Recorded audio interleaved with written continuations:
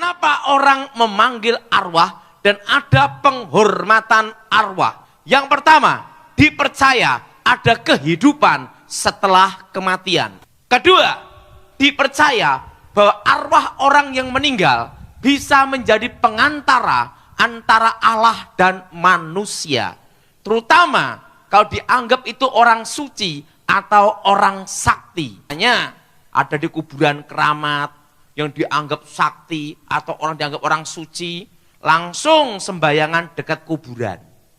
Padahal dia sama yang mati itu tidak ada hubungan keluarga. Tapi apa? Doa di kuburan. Karena dianggap, dipercaya bahwa arwah orang yang meninggal bisa menjadi pengantara antara Allah dan manusia. Makanya ada kalau di satu kampung atau satu kelurahan ada punden atau danyang penunggu di situ. Itu adalah orang yang dianggap sakti atau keramat, orang yang punya kekuatan mistik atau orang suci. Maka setiap tahun sekali diadakan ritual pemanggilan untuk menghormati arwah. Untuk apa itu tujuannya? Untuk menghantarkan doa-doa mereka. Karena dipercaya bisa menjadi pengantara antara Allah dan manusia. Yang ketiga, dipercaya arwah orang yang meninggal itu tahu masa lalu dan masa akan datang.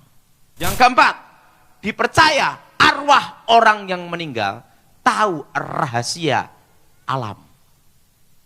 Dan yang kelima, ini yang parah. Dipercaya arwah orang meninggal lebih jujur daripada orang hidup. Dianggap lebih apa? Coba mimpi ketemu ayahnya yang, wah nak aku susah di sana, tolong saya ini dikasih ayam ingkung, karena aku lama tidak makan ayam Kentucky Fried Chicken. Terusan dia ngomong gini, tolong nanti saya kasih rezeki, besok nomor togelnya 72, beli ke yo, bangun tidurnya. Walaupun dia tahu ayahnya dulu tukang tipu, tetap dibeli nomor. Saya, arwah orang yang meninggal, punya kemampuan, kekuatan supranatural. Makanya banyak orang bertapa itu di kuburan. Tidak ada orang bertapa di diskotik bertapa.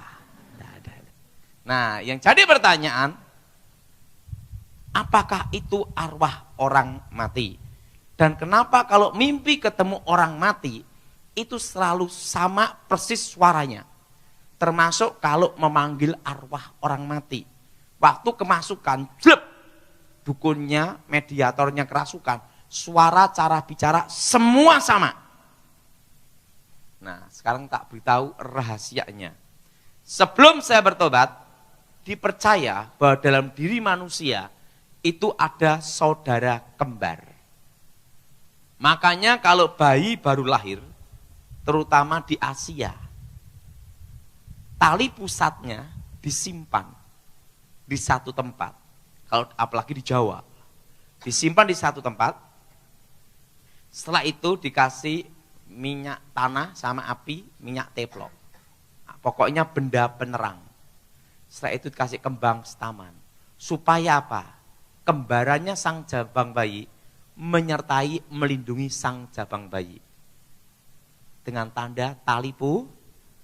Nah, kepercayaan itu sampai sekarang masih ada. Nah, yang jadi pertanyaan, apakah di dalam diri manusia ada saudara kembar? Sebelum saya bertobat, saya punya paham, itu namanya sedulur papat limo panjer. Bahwa dalam diri manusia ada saudara kembar. Nah, akan saya kasih tahu rahasianya. Sebelum si bejo sebesar ini, pasti pernah menjadi seorang bayi. Sekarang bayi, Nggak mungkin bayi lahir langsung haleluya, bubar.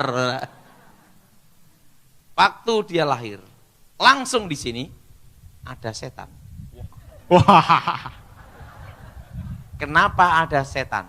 Ingat, iblis seperti singa yang mengaum-ngaum mengelilingi kita. Di sini ada malaikat. Haleluya. Haleluya. Malaikat haleluya ini halilintar. waktu usia 1 tahun, maka roh setan ini akan membentuk seperti dia 1 tahun. Tapi malaikat tidak berubah bentuk. Kenapa ada malaikat? Karena orang tuanya orang Kristen. Malaikat Tuhan berkemah di sekeliling kita. Amin. Waktu usia 7 tahun, maka roh ini membentuk seperti dirinya, sama 7 tahun. Tapi malaikat tidak berubah bentuk. Usia 17 tahun, roh ini membentuk dirinya 17 tahun. Tapi malaikat tidak berubah bentuk. Usia 18 tahun murtad menyangkal Yesus. Dia bertapa belajar ilmu mistik batin. Sekarang gini, malaikat pulang. Karena apa? Menyangkal. Waktu dia bertapa, maka yang pertama kali dia lihat adalah ini. Roh yang wujudnya sama dengan dia. Makanya orang belajar meditasi atau belajar untuk ilmu ngeraga sukma, tahap dasar yang pertama kali dia lihat waktu belajar ngerogo sukmo, mecat rogo, yang pertama kali lihat adalah dirinya sendiri. Nah, ada di sini. Dan roh ini pula yang pertama kali masuk untuk menghubungkan roh-roh yang lain.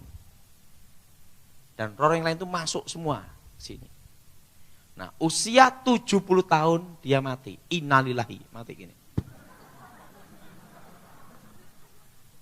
Karena dia tidak percaya Tuhan, tidak dalam Tuhan, langsung arwahnya menuju dunia orang mati.